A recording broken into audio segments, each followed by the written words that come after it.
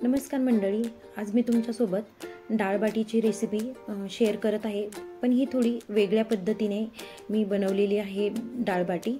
तर नेहमी मी बाटी शिजवून मग ती फ्राय करायची, तर आज बाटी न शिजवता डायरेक्ट मी ओव्हनमध्ये बनवत आहे। तर आपल्याला इथे बाटी शिजवायची सुद्धा गरज नाही आणि फ्राय सुद्धा करायची गरज नाही, डायरेक्ट आपण ओव्हनमध्ये ही बाटी शेकून घेणार आहोत।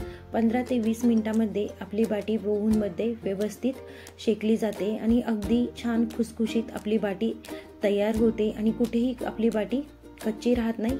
चला तर लगेचच व्हिडिओला सुरुवात करूया।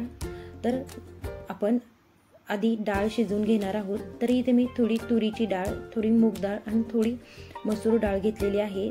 तर तिन्ही डाळी थोड्या थोड्या प्रमाणात घेतलेल्या आहेत। जर तुम्हाला मिक्स डाळ नसेल घ्यायची तर कोणत्याही एका डाळीचं वरण बनवलं तरी चालेल, पण शक्यतो मी मिक्स डाळीचं वरण बनवते, तर ते खायला अगदी चविष्ट लागतं। तर डाळ स्वच्छ धुवून त्यामध्ये पाणी टाकून घेतलेलं आहे, त्यामध्ये थोडीशी हळद, थोडंसं मीठ टाकून घेतलेलं आहे। तर आता आपण ही डाळ शिजवून घेऊया। आपली डाळ शिजते तोपर्यंत आपण बाटीसाठी पीठ मळून घेणार आहोत।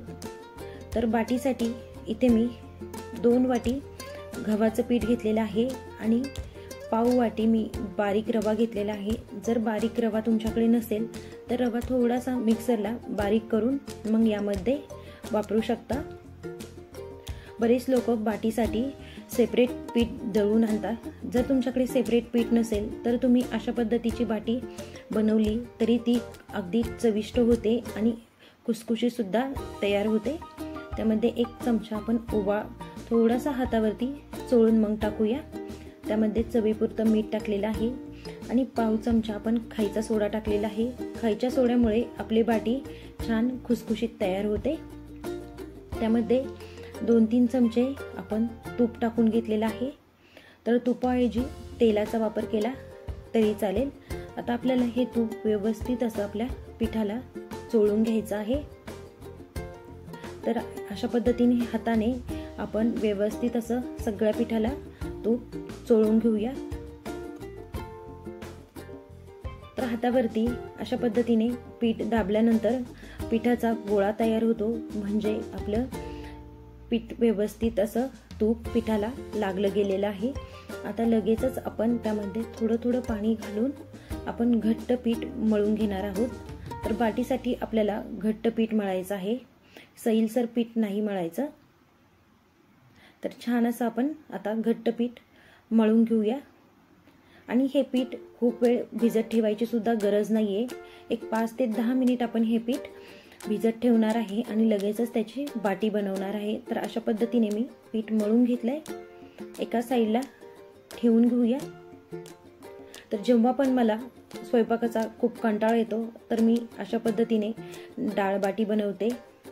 पोटभर पण होतं आणि नेहमीच भाजी पोळी खाऊन पण आपल्याला कंटाळा येतो, थोडंसं काहीतरी वेगळेपणा पण जेवणामध्ये येतो। तर पिठाचा थोडासा गोळा घेतलाय आणि आतल्या साईडला थोडंसं फोल्ड करायचं आणि मग ते गोल राऊंड करायचा आणि त्याला चाकूने अशा पद्धतीने मी काप करून घेतलेले आहेत, कट मारून घेतलेले आहेत, म्हणजे ते दिसायला सुद्धा छान दिसतात आणि आपल्या बाटी सुद्धा व्यवस्थित शेकल्या जातात। तर अशा पद्धतीने छोट्या छोट्या मी बाटी बनवून घेतलेल्या आहेत। तुम्हाला हव्या त्या आकारामध्ये तुम्ही बाटी बनवू शकता। तर मी ओव्हन 10 मिनिट प्रीहीट होण्यासाठी ठेवलेला आहे। तर इथे ट्रे घेतलाय, त्यावरती बटर पेपर घेतलाय। बटर पेपरला तूप किंवा तेल लावायची अजिबात गरज नाही, डायरेक्ट आपण त्यावरती बाटी ठेवून घेतले आणि आता हा ट्रे ओव्हनमध्ये ठेवून घेतलाय आणि परत 180 डिग्रीवरती एक 15 ते 20 मिनिट आपण ह्या बाटी शेकून घेणार आहेत। एक 15 मिनिट झाल्यानंतर चेक करायच्या की आपल्या बाटी शेकल्या आहेत की नाही। नसल्या शेकल्या तर परत एक 5 मिनिट ह्या बाटी ठेवायच्या। 15 ते 20 मिनिटांमध्ये व्यवस्थित अशा आपल्या बाटी शेकल्या जातात, छान असा गोल्डन ब्राऊन कलर येतो आपल्या बाटीला। तर आता आपल्या बाटी शेकतात तोपर्यंत आपण डाळ बनवूया। तर कढईमध्ये थोडंसं तेल घेतलंय, त्यामध्ये जिरी, मोहरी, कढीपत्ता, थोड्याशा सुक्या लाल मिरच्या टाकलेल्या आहेत, हिंग टाकून घेतलेला आहे थोडासा। आता आपण त्यामध्ये बारीक कट केलेलं लसूण आणि बारीक कट केलेलं आलं टाकून घेतलेलं आहे आलं आणि लसूण आपल्याला छान गोल्डन ब्राऊन होईपर्यंत परतून घ्यायचं आहे। तर इथे मी कट करून टाकलेला आहे। जर तुम्हाला नसेल टाकायचं तर तुम्ही आलं आणि लसणाची पेस्ट टाकली तरी चालेल। तर आलं लसूण व्यवस्थित परतलं गेले, त्यामध्ये एक छोट्या साईजचा बारीक कट केलेला कांदा टाकून घेतलेला आहे। कांदा सुद्धा आपण थोडासा परतून घेऊया। कांदा परतला की त्यामध्ये आपण एक छोटं टोमॅटो बारीक कट करून घेतलंय, ते आपण यामध्ये टाकूया।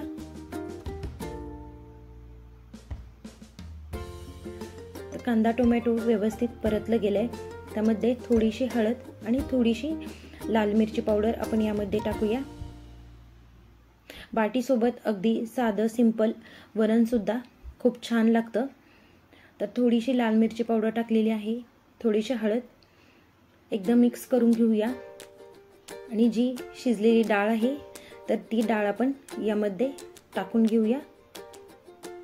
यामध्ये तुम्ही आवडत असेल तर चिंच आणि गूळ सुद्धा टाकू शकता, पण इथे मी वापरलेले नाहीये, अगदी सिंपल डाळ बनवलेली आहे।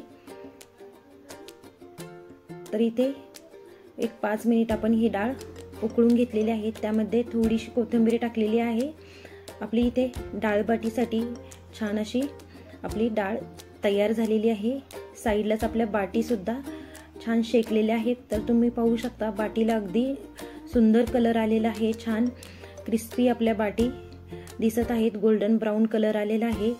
तर ही बाटी आपण तुपामध्ये अशा पद्धतीने घोळून घेऊया, सगळीकडे व्यवस्थित बाटीला तूप लावूया, म्हणजे बाटी खायला सुद्धा खूप छान लागतात। आणि व्यवस्थित अगदी बाटी आपल्या शेकलेल्या आहेत, तुम्हाला कलरवरनच समजत असेल की बाटी व्यवस्थित शेकलेल्या आहेत। आणि अशा छोट्या छोट्या बाटी बनवल्या की आतमधनं सुद्धा व्यवस्थित शेकल्या जातात, अजिबात कच्च्या राहत नाही। तर मस्त अशा क्रिस्पी खुसखुशीत आपली डाळबाटी इथे तयार झालेली आहे। आजची रेसिपी कशी वाटली ते मला नक्की सांगा, आणि व्हिडिओ आवडला असेल तर नक्की आपल्या चॅनलला लाईक, शेअर आणि सबस्क्राईब करा। परत भेटूया अशाच एका मस्त व्हिडिओमध्ये, तोपर्यंत बाय बाय।